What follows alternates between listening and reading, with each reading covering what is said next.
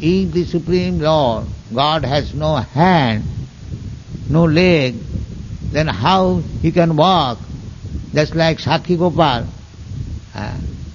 Sakhi Gopal, he was deity, apparently showing as made of stone, and the devotee is asking, my Lord Gopal, you have to come to give witness.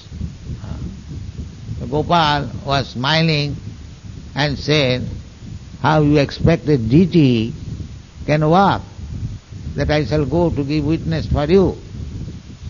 The Bhakta said, if the deity can speak and smile, he can walk also. That is the conviction of devotee. And the other party, they agreed that if Gopal comes to give witness, my sister will be given to you. Because he is atheist, he is thinking that how the deity will come. He will never come, then I shall not have to fulfill my promise. He was confident like that. That is the difference between a devotee and non-devotee. The non-devotee cannot understand. They will take it that once you say that God has no eyes, then how he can see? God has no leg, then how can he walk? God has no hand, then how can he accept your offering?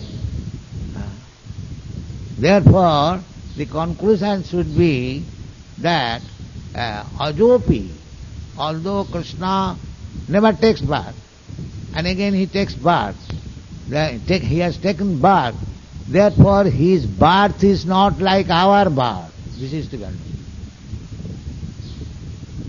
He has no birth, but he has taken birth. Therefore, an intelligent man will conclude that his birth is not like our birth. Therefore Krishna says, Janma karma me divyam. It is all transcendental. It is not this ordinary birth. Ordinary birth means male and female union, then there is pregnancy, then the child comes out of the womb. It is not like that. It is, we can take this example, just like the sunrise in the morning, Udila Aruna Purava Bhage. Before the sunrise, the sky becomes reddish, and then the sun comes out. So if somebody says that the eastern side is the birthplace of sun, is it a fact? No. The sun is always there in the sky, but with your limited eyes you are seeing that now is coming sunrise. Sun does not rise, not set. Sun is already there.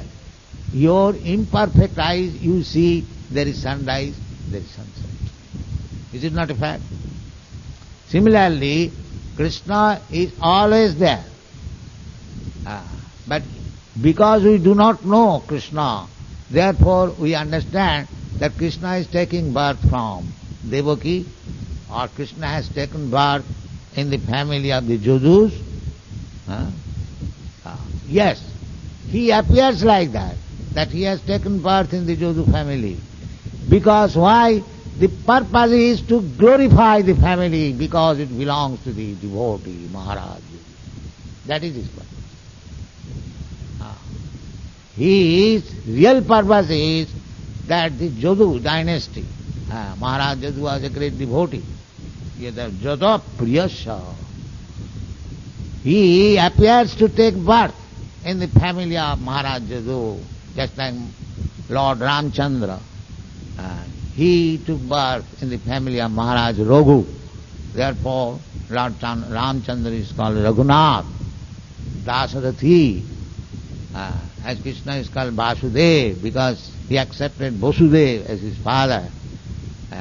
So, actually, Krishna has no birth. Krishna doesn't require. He can appear in any family. He, just like Krishna appeared, Matsavata, in the family of fish. Kesavadhita meena sarira, jaya jagadisha. Krishna took birth as a pig, Kesavadhita varaha sarira. Jaya Jagadisha. Krishna is free. He can appear anywhere, everywhere. That's like Ishara Sarvabhutanam Riddhesa Arjuna Tishtati. He is situated in everyone's heart. So he is with everyone. Every living being has got Krishna. So Krishna is already there in the heart. From the heart he appears in front, just like Dhruva Maharaj. He was meditating that Vishnu form of Krishna, and all of a sudden he saw that Vishnu is not there. Then he opened his eyes, he saw Vishnu is in front. So what is the difficulty for Krishna? If he is within the heart and he comes in your front, is it very difficult task for him? But the rascals, atheists, they cannot understand. Krishna is everywhere. That is explained here. Jada priyasya annavaya. He can appear. How it is? Malayaseva chandanam. The sandalwood is famous as produced in Malaysia or Malayas. I think formerly they used to grow sandalwood in Malaysia. What is the capital? Kuala Lumpur. Yes, we had been in Kuala Lumpur. Now instead of sandalwood they are growing rubber. Formerly Malay Chandan, Malayan Chandan, sandalwood was very famous. Still it is famous. So this Chandan tree can grow anywhere. But it is famous as Malayan Chandan. Similarly, Krishna can appear from anywhere. He is independent. But he appeared as this descendant of the Jadu dynasty. Why? Jada priyasya. Punna slokasya kirtai. Those who are devotee, they are punna sloka. Or Krishna is also punna sloka, uttama sloka. Krishna is another name. As Krishna is known as uttama sloka, similarly the devotees are called punna sloka. How they become punna sloka? Simply by hearing about Krishna. Sinnathang sakatha Krishna. Punna sloka kirtan. Anyone who is always in contact with Krishna, he is punna sloka, and Krishna is uttama sloka. Uttama sloke bhagavati bhakti bhavati nasti. So these are the terms used in the Shastra. As Krishna is uttama sloka, similarly devotee is punna sloka. As the devotee worships Krishna with selected poems, uttama sloka. They are not ordinary poems.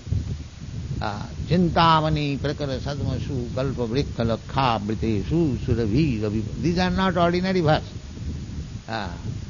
These are transcendental verses. Govindamadi purusam tamaham bhajami. So Krishna is worshipped by transcendental verses, transcendental language, Vedic language. That is transcendental language. That's what is called uttama sloka. The punna sloka, when he is advanced, he can worship the uttama sloka. Nasta prayeshu abhadreshu. Nityanga bhagavata seva. Nityam, daily, regular.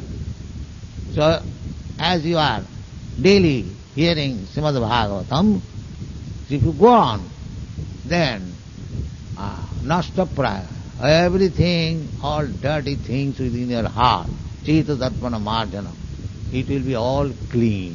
Then you become punna sloka. Punna sloka. Nityanga bhagavata seva. Sinnatang sakata Krishna nityang punna sloka kirtan. Simply by hearing. So we are inviting everyone to become punna sloka. Simply by hearing Srimad Bhagavatam. There is no, come here, take prasadam, chant Hare Krishna, dance in jubilation, become Punna Sloka, and Krishna, you become very dear to Krishna. This is perfection of life. Thank you very much.